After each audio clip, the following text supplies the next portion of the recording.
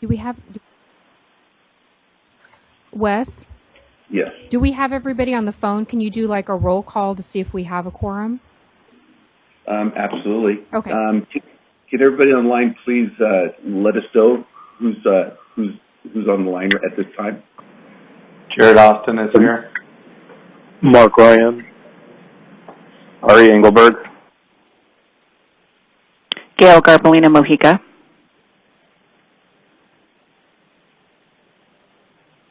We have Mark, Gil, Ari, Jared, and I think everyone's here that was supposed to be here right now.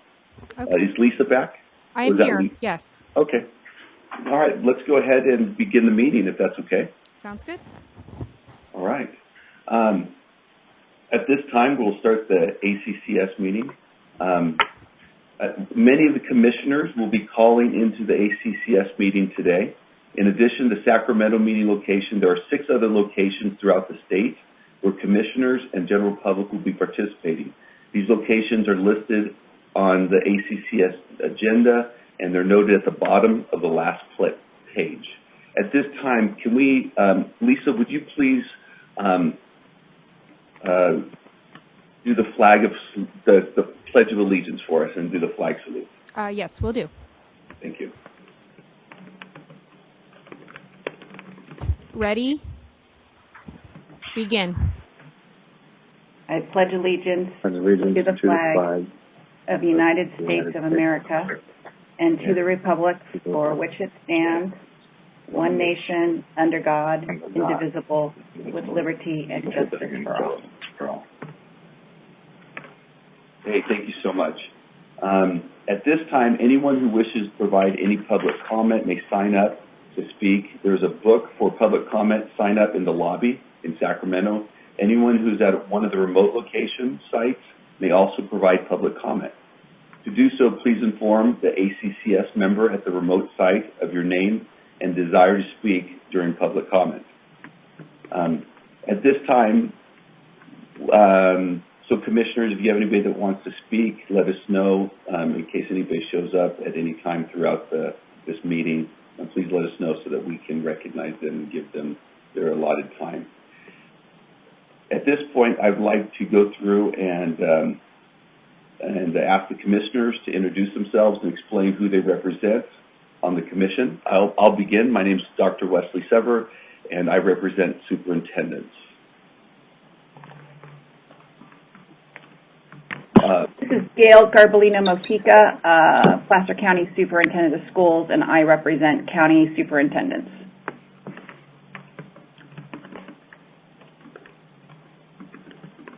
Dr. Mark Ryan. Go ahead, Mark. And Dr. Mark Ryan, I represent charter school administrators. Jared? Jared Austin, representing parents and guardians. Ari? Yeah, Ari Engelberg, at-large member, a former charter school administrator. And Lisa?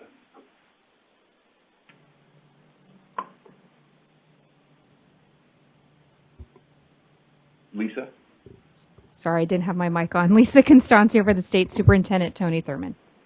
Okay, perfect. Hey, at this time, I just want to thank the CD staff for all their hard work, for those that have prepped for this meeting. Jonathan Yu, Carrie Lopes, Shauna Rodriguez, McKenna Hugh, and Marites Rivera. Lisa, do you have a charter school update at this time? No, we don't have an update. Okay. Thank you very much. You know what? At this time, we need to approve the minutes from the prior ACCS meeting. Wes, we're having a hard time hearing you. Are you able to get possibly Is that better? That's better. Yes, thank you. Okay, perfect. Okay. Thank you. And at this time, I need a motion to approve the meetings from the prior ACCS meeting. This is Mark Ryan, so moved. Okay. Is there a second? This is Ari, I'll second. All right. And if there's no previous discussions for that, then we will, all those in favor say aye. We'll need to do a roll call, Wes. Oh, we'll need a roll call vote. Okay, so let's start with Mark Ryan. Yes. Gail Garbalina Mojica. Yes, sorry, yes. Ari. Engelberg? Yes. Yes. Lisa Constancio? Yes. And Jared Austin? Yes. And then I vote yes. Okay. Now we're going to for anybody that's in attendance at this time, we are going to be looking at two items today. The first item is a funding determination, and that's going to be presented by McKenna Hugh from CDE, and the second item will be Baypoint Preparatory Academy in San Diego, which will be presented by Maritz Rivera from CDE. And so at this time, we are going to hear the funding determination by McKenna Huey from CDE. Hello.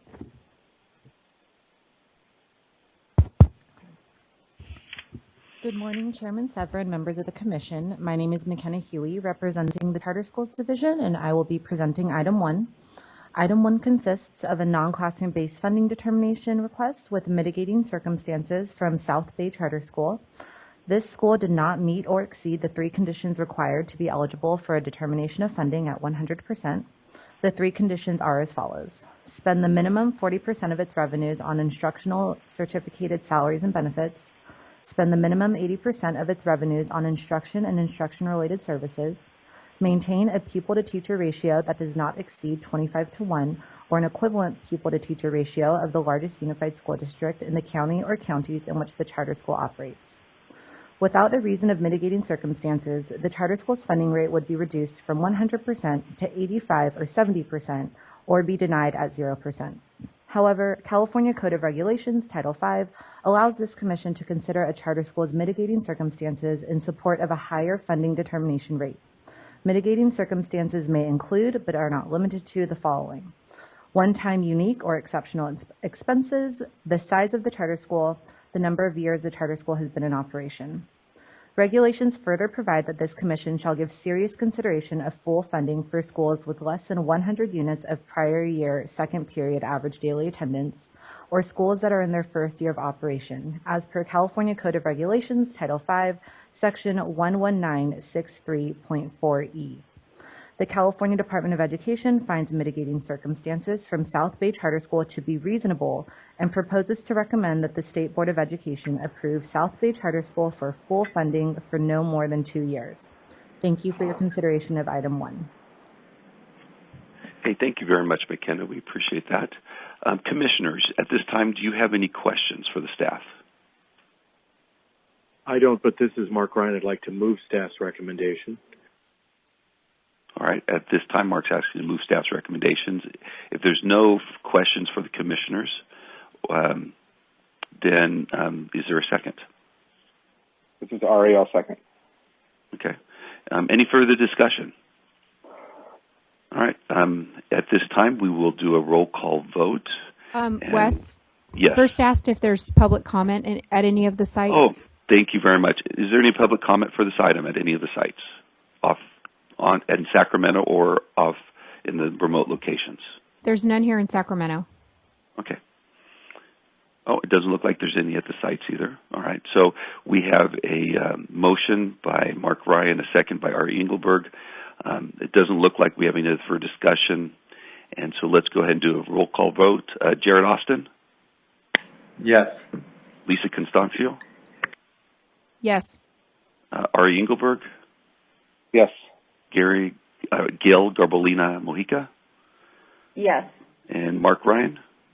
Yes. And then I vote yes. Okay, so item number 1 is passed unanimously. And so now we can go on to item number 2, Baypoint Preparatory Academy, San Diego.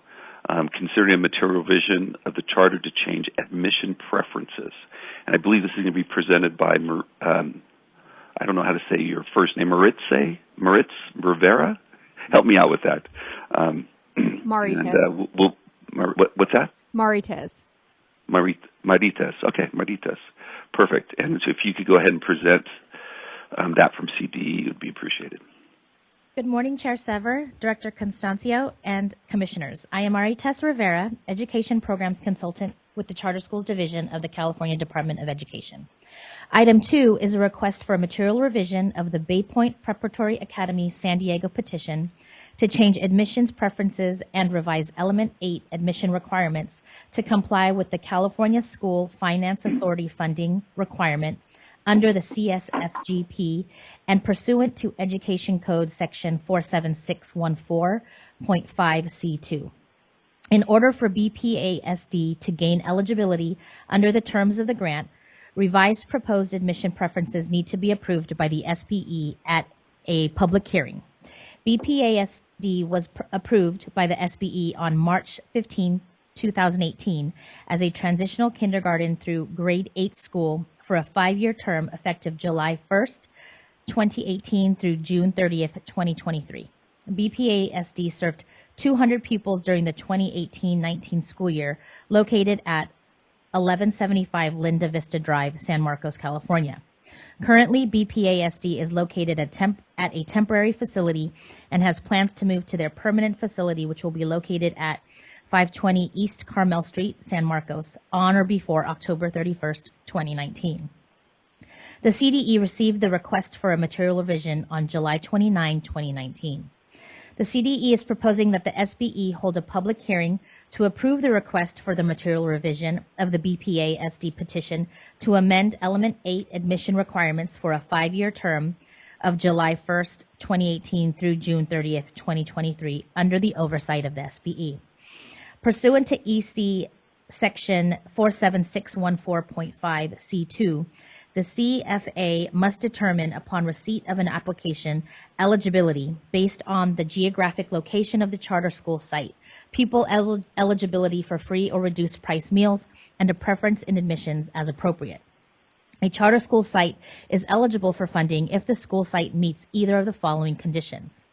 The charter school site is physically located in the attendance area of a public elementary school in which 55% or more of the pupil enrollment is eligible for free or reduced price meals, and the charter school site gives a preference in admissions to pupils who are currently enrolled in that public elementary school and to pupils who reside in the elementary school attendance area where the charter school site is located.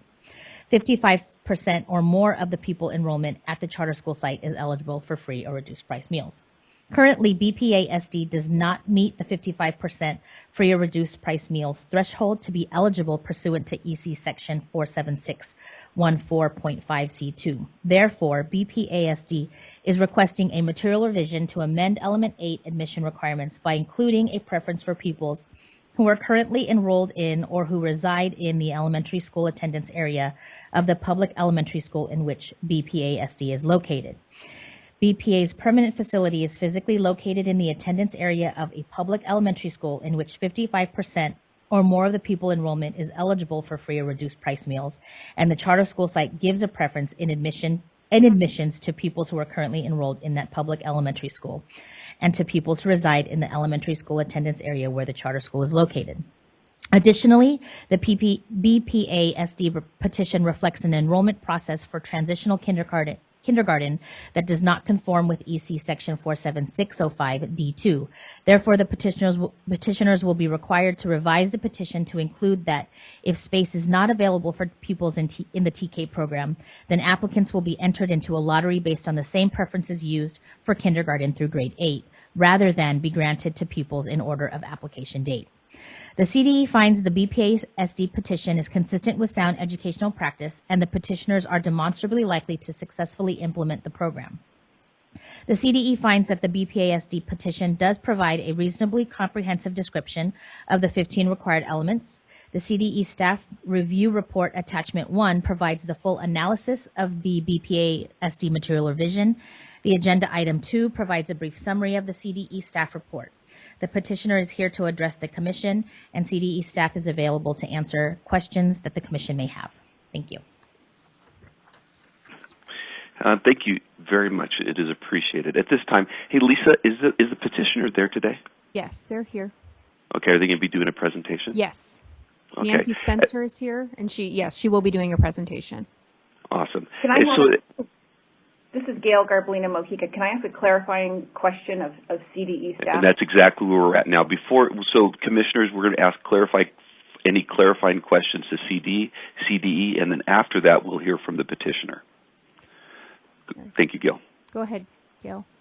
So the question I have for the CDE staff is, what is the current percentage of students that are enrolled in the charter school that are free and reduced lunch? Since they don't have 55%, what percentage do they have? 1 second, Gail. Carrie, do you have that information? Okay. This is Carrie Lopes. I believe Nancy is here too. The petitioner is here as well. She can address that, but I believe it's about 45%. Okay, thank you very much. It's 48%. I don't know if you heard that. Oh. 48%. Thank you. Okay. All right. Does any other commissioners have questions for CDE? All right. At this time, can we hear from the petitioner? At this time, they'll have up to 10 minutes to make their presentation. Okay, she's on her way up.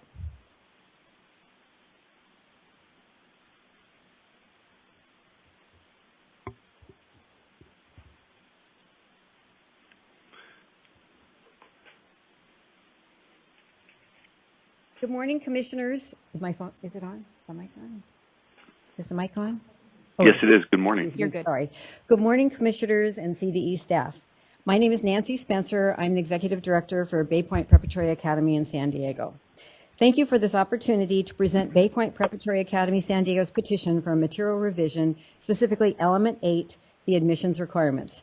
As presented by the CDE staff, in 2018, the California School Finance Authority changed the requirements for qualifying for the state board, the SB 740 facility funds. In order to receive these funds, CSFA requires Element 8 of the petition to include specific lottery language and guidelines. Because BPA San Diego's petition was written in 2017, it did not have this language in Element 8. A change to that element requires a material revision based on our MOU with the SBE. We are seeking this revision in order to qualify for the SB 740 facilities reimbursements so that we can spend more of our funds on educating our students. I'd like to illustrate this through the next several slides.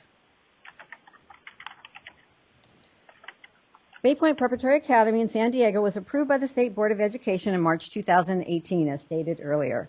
After an exhaustive search for facilities that began in the fall of 2017, our only option to open was in a light industrial building that was formerly occupied by a non-classroom-based charter school. The City of San Marcos approved this location on the condition that BPA San Diego would only occupy it for 1 year and limit the number of students enrolled. Despite the city's imposed challenges, we successfully completed our first year. As the search for a permanent location continued, we reviewed over 70 listings. Based on the city and educational requirements for a site-based school, the search was narrowed to 9 locations. In December 2018, we began negotiations to lease a facility at 520 East Carmel. In June, a lease was signed and the city required approval process began. Because that process is not complete, we opened in the San Marcos Boys and Girls Club adjacent to the San Marcos Elementary School. And I have slides for you to see what's going on now. Since our inception, our goal has been to serve the underserved families in this community. The Carmel site is located in the elementary school boundary area of San Marcos Elementary School, which serves a demographic population of more than 83% free and reduced lunch population students, as shown in the CDE data document. We have been actively reaching out to students in this area while in the Boys and Girls Club, but for the city's occupancy requirements are still limited to enrollment.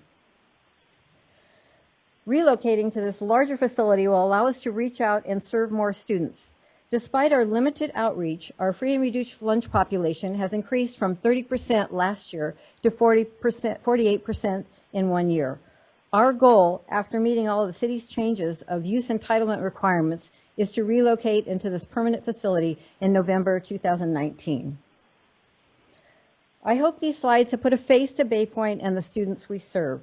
We would like to thank Lisa Constancio and her staff in the Charter School Division for their thorough review, their ongoing support, as well as their recommendation for approval. Thank you for your consideration. Hey, thank you so much, Nancy. That's appreciated. At this time, can the commissioners please ask any clarifying questions that they might have for the petitioner, or we could go back to the. Actually, is the district or county representatives here, Lisa? No, they are not. Okay. So, commissioners, if you have any clarifying questions for CDE or the petitioner, please ask at this time.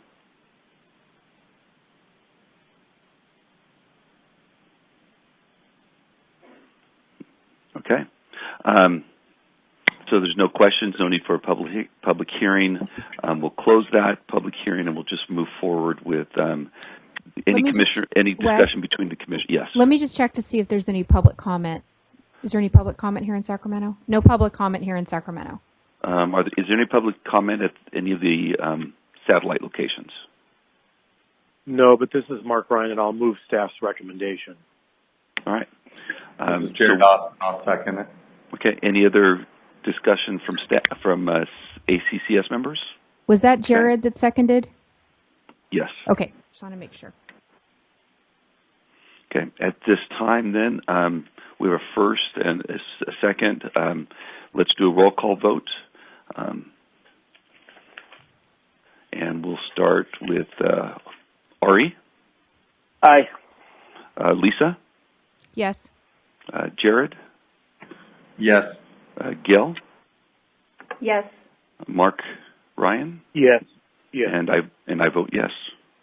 Okay. At this time, thank you, commissioners, for joining us. And that motion has been passed, and we'll move forward with both those items today. Lisa, is there anything else that we need to do before we close the meeting? Just ask to see if there's any general comment at any of the locations. Do we have any here in Sacramento? We don't have any general comments here in Sacramento. This is Gail. Can I make a comment? With the new legislation that was signed last week pertaining to charter schools, it changes the role of the State Board of Education and this advisory commission. At what point will the State Board consider providing some sort of a workshop or a conference call about those new changes and the new standard of review that this commission, if we're still in existence, what that new standard will be? Gail, this is Lisa. At this point, we've actually just started an internal working group here at CDE to go through the bill because it does affect different divisions within the department. So that's our first step. We are also working on an October memo for the state board that will, in a high-level type of way, talk about the differences and how the state board's role is now changing with 1505.